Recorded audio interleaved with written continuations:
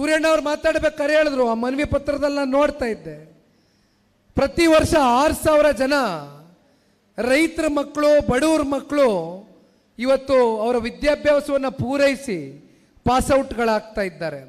ಆದರೆ ವಿಪರ್ಯಾಸ, ಇವತ್ತು ಬೀದರ್ ಜಿಲ್ಲೆನಲ್ಲಿ ನಾವು ಉದ್ಯೋಗವನ್ನು ಸೃಷ್ಟಿ ಮಾಡಲಿಕ್ಕೆ ಆಗ್ತಾ ಇಲ್ಲ.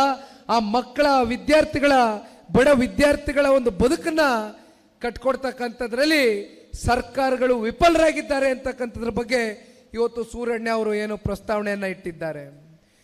ತಾವು ಹೇಳ್ತಾ ಇದ್ರಿ ಇವತ್ತು ನಾವು ಇಂಡಸ್ಟ್ರೀಸ್ಗಳನ್ನ ತಗೊಂಡು ಬರಬೇಕು ಅಂತ. ಬಂಡಪ್ಪಣ್ಣ ಅವರು ಕೂಡ ಇಲ್ಲಿ ಕೂತಿದ್ದಾರೆ. ಬೀದರ್ ಜಿಲ್ಲೆಗೆ ಏನು ಇಂಡಸ್ಟ್ರಿಯಲ್ ಕ್ಲಸ್ಟರ್ನ ಪ್ರಾರಂಭ ಮಾಡಬೇಕು ಅಂತಕ್ಕಂಥದ್ದು ಸನ್ಮಾನ್ಯ ಕುಮಾರಣ್ಣ ಅವರು ನಿರ್ಧಾರ ಮಾಡಿದ್ರು. ಆದರೆ ಅದೇ ಸಂದರ್ಭದಲ್ಲಿ ಸನ್ಮಾನ್ಯ ಕುಮಾರಣ್ಣ ಅವರ ಸರ್ಕಾರವನ್ನು ಕೆಡವುತ್ತಾರೆ. ಎಂದೂ ಕೂಡ ಜನತಾದಳ ಪಕ್ಷ 5 ವರ್ಷಗಳ ಕಾಲ ಈ ರಾಜ್ಯದಲ್ಲಿ ಪೂರ್ಣ ಪ್ರಮಾಣದಲ್ಲಿ ಆಡಳಿತವನ್ನು ಮಾಡಿಲ್ಲ. ಹಲವಾರು ಕನಸುಗಳು, ಹಲವಾರು ಕಲ್ಪನೆಗಳು, ಯೋಜನೆಗಳು, ಕಾರ್ಯಕ್ರಮಗಳು ಎಲ್ಲವನ್ನ ಸನ್ಮಾನ್ಯ ಕುಮಾರಣ್ಣ ಅವರು ಅವರ ಮನಸ್ಸಿನಲ್ಲಿ ಇಟ್ಕೊಂಡಿದ್ದಾರೆ, ಘೋಷಣೆಯನ್ನ ಮಾಡಿದ್ದಾರೆ. ಹಣಕಾಸನ್ನ ಬಿಡುಗಡೆ ಮಾಡಿ ಕ್ಯಾಬಿನೆಟ್ ಅಲ್ಲಿ ಇಟ್ಟು ಅಪ್ರೂವಲ್ ಅನ್ನು ಕೊಟ್ಟಿರ್ತಕ್ಕಂಥ ನಿದರ್ಶನಗಳು ಸಾಕಷ್ಟಿದೆ. ಆದರೆ ಮುಂದೆ ಬಂದಂಥ ಸರ್ಕಾರಗಳು ಯಾವ ರೀತಿ ನಡ್ಕೊಂಡಿದ್ದಾರೆ, ಯಾವ ರೀತಿ ನಮ್ಮ ಬೀದರ್ ಜಿಲ್ಲೆಯ ಜನತೆಗೆ ಮೋಸ ಮಾಡಿದ್ದಾರೆ ಅಂತಕ್ಕಂಥದ್ದು ಇವತ್ತು ಪ್ರಶ್ನೆ ಮಾಡಬೇಕಾಗ್ತದೆ. ಇಲ್ಲಿರ್ತಕ್ಕಂಥ ಮಂತ್ರಿಗಳು ಈಶ್ವರ್ ಖಂಡ್ರೆ ಅವ್ರಿಗಷ್ಟೆಲ್ಲ ರಾಜಕೀಯವಾಗಿ ಶಕ್ತಿಯನ್ನು ತುಂಬಿಸಿದ್ದೀರಿ, ರಾಜಕೀಯವಾಗಿ ಜನ್ಮವನ್ನು ಕೊಟ್ಟಿದ್ದೀರಿ, ಅವ್ರನ್ನ ಮಂತ್ರಿಗಳಾಗಿ ಮಾಡಿದ್ದೀರಿ, ಅತ್ಯಂತ ಪ್ರಭಾವಿಗಳಾಗಿ ಇವತ್ತು ಈ ಸರ್ಕಾರದಲ್ಲಿ ಕೆಲಸ ಮಾಡ್ತಾ ಇದ್ದಾರೆ. ಆದರೆ ಏನು ಮಾಡಿದ್ದಾರೆ ಇವತ್ತು ಬೀದರ್ ಜಿಲ್ಲೆಯ ಸಮಗ್ರ ಅಭಿವೃದ್ಧಿಗೆ? ಯಾವ ರೀತಿ ಆಲೋಚನೆಗಳನ್ನ ಮಾಡಿದ್ದಾರೆ? ಇದ್ರ ಬಗ್ಗೆ ಇವತ್ತು ಪ್ರಶ್ನೆ ಮಾಡಬೇಕಾಗ್ತದೆ. ಮತ್ತೊಬ್ರು ಯಾದಗಿರಿನಲ್ಲಿ ಪರಿಶಿಷ್ಟ ಜಾತಿ, ಪರಿಶಿಷ್ಟ ವರ್ಗದ ಕಾಂಗ್ರೆಸ್ನ ಪ್ರಭಾವಿ ನಾಯಕರು, ನನಗೆ ಅವ್ರ ಹಿರಿತನದ ಮೇಲೆ ಗೌರವ ಇದೆ. ಮಲ್ಲಿಕಾರ್ಜುನ್ ಖರ್ಗೆರವರು ಎಷ್ಟು ಬಾರಿ ಶಾಸಕರಾಗಿ ಆಯ್ಕೆಯಾಗಿದ್ದಾರೆ, ಬಹುಶಃ 8 ಬಾರಿ ಶಾಸಕರಾಗಿರ್ತಕ್ಕಂಥವ್ರು, ಎಷ್ಟು ಬಾರಿ ಮಂತ್ರಿಗಳಾಗಿ ಕೆಲಸ ಮಾಡಿದ್ದಾರೆ, ಎಷ್ಟು ಬಾರಿ ಸಂಸತ್ಗೆ ಕಳಿಸಿದ್ದಾರೆ. ಜನ ಹೇಳ್ತಾರೆ, ಪಾಪ ಮುಖ್ಯಮಂತ್ರಿಗಳು ಯಾದಗಿರಿನಲ್ಲಿ ಬಂದಾಗ ಆ ಸಮಾವೇಶದಲ್ಲಿ ಭಾಷಣ ಮಾಡಬೇಕಾದ್ರೆ 3,000 ಕೋಟಿ ಕಲ್ಯಾಣ ಕರ್ನಾಟಕದ ಸಮಗ್ರ ಅಭಿವೃದ್ಧಿಗೆ ಕೊಟ್ಟಿದ್ದೇವೆ, KKRDB ಸ್ಕೀಮ್ ಮೂಲಕ ಕೊಟ್ಟಿದ್ದೇವೆ ಅಂತ ಹೇಳ್ತಾರೆ. ಕ್ರಿಯಾ ಯೋಜನೆಯನ್ನು ಅನುಷ್ಠಾನಗೊಳಿಸಲಿಕ್ಕೆ 3,000 ಕೊಟ್ಟಿದ್ದೀನಿ ಅಂತಾರೆ. ಎಲ್ಲಿ ಕೊಟ್ಟಿದ್ದೀರಿ 3,000 ಕೋಟಿ? ಎಲ್ಲಿ ಬಳಕೆ ಆಗ್ತಾ ಇದೆ? ಯಾವ ರಸ್ತೆ ಅಭಿವೃದ್ಧಿ ಆಗ್ತಾ ಇದೆ? ಯಾವ ಚರಂಡಿ ವ್ಯವಸ್ಥೆ ಸರಿ ಮಾಡ್ತಿದ್ದೀರಿ? ಯಾವ ಶಾಲಾ ಕಟ್ಟಡಗಳನ್ನ ಕಟ್ಟಿದ್ದೀರಿ? ಯಾವ ಸರ್ಕಾರಿ ಆಸ್ಪತ್ರೆಗಳನ್ನ ನಿರ್ಮಾಣ ಮಾಡಿದ್ದೀರಿ?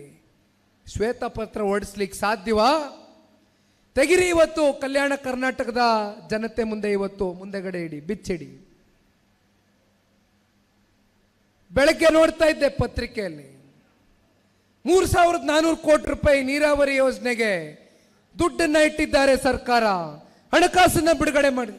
ಎಲ್ಲಿದೆ ದುಡ್ಡು? ಸರ್ಕಾರದ ಆರ್ಥಿಕ ಪರಿಸ್ಥಿತಿ ಎಲ್ಲಿಗೆ ಹೋಗಿ ನಿಂತಿದೆ?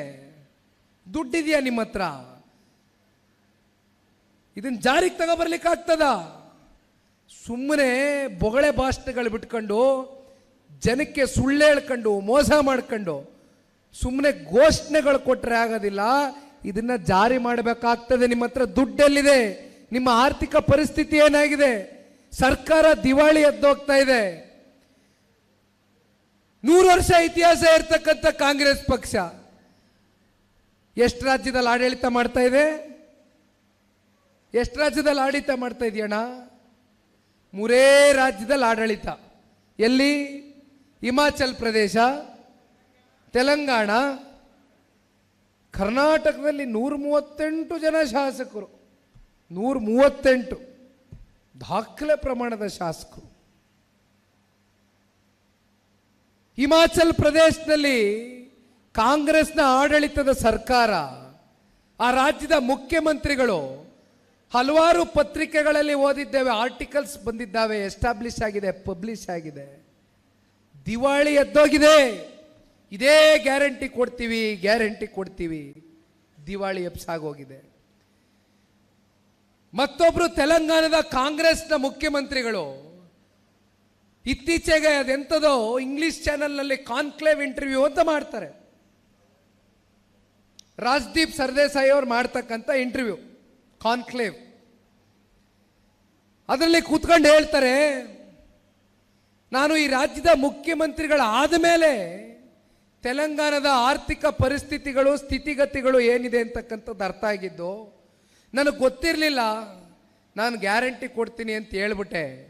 ಆದರೆ ಈಗ ಗ್ಯಾರಂಟಿಗೆ ದುಡ್ಡು ಹೊಂಡ್ಸದ ಅಥವಾ ಕನಿಷ್ಠ ಪಕ್ಷ ಸರ್ಕಾರದಲ್ಲಿ ಕೆಲಸ ಮಾಡ್ತಕ್ಕಂಥ ನೌಕರರಿಗೆ ಸಂಬಳ ಕೊಡದ ಅಥವಾ ಅಭಿವೃದ್ಧಿಗೆ ಹಣಕಾಸನ್ನ ಇಡ್ತಕ್ಕಂಥದ್ದು ನನಗೇನು ಕೂಡ ತೋಚ್ತಾ ಇಲ್ಲ. ನಾನು ಏನು ಮಾಡೋದು ಹೇಳಿ, ನೀವು ಹೆಂಗೆ ಹೇಳ್ತೀರೋ ಹಂಗೆ ಕೇಳ್ತೀನಿ ಅಂತ ಅವರೇ ಅಸಹಾಯಕರಾಗಿದ್ದಾರೆ ಕಾಂಗ್ರೆಸ್ನ ತೆಲಂಗಾಣದ ಮುಖ್ಯಮಂತ್ರಿಗಳು.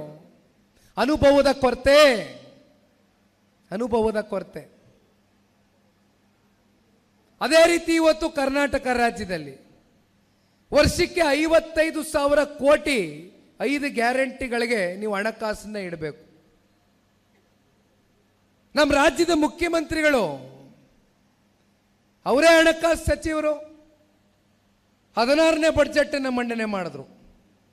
ದೊಡ್ಡ ಪ್ರಮಾಣದ ಬಡ್ಜೆಟ್ಟು, ದೊಡ್ಡ ಗಾತ್ರದ ಬಡ್ಜೆಟ್ಟು, 4.5 ಲಕ್ಷ ಕೋಟಿ, 4.5 ಲಕ್ಷ ಕೋಟಿ ದೊಡ್ಡ ಪ್ರಮಾಣದ ಬಡ್ಜೆಟ್ನ ಕೊಟ್ಟುಬಿಟ್ಟಿದ್ದೀನಿ ಅಂತ ಪಾಪ ಬೆಂತಡ್ಗತ್ತಾರೆ ನಮ್ಮ ಸಿದ್ದರಾಮಣ್ಣ.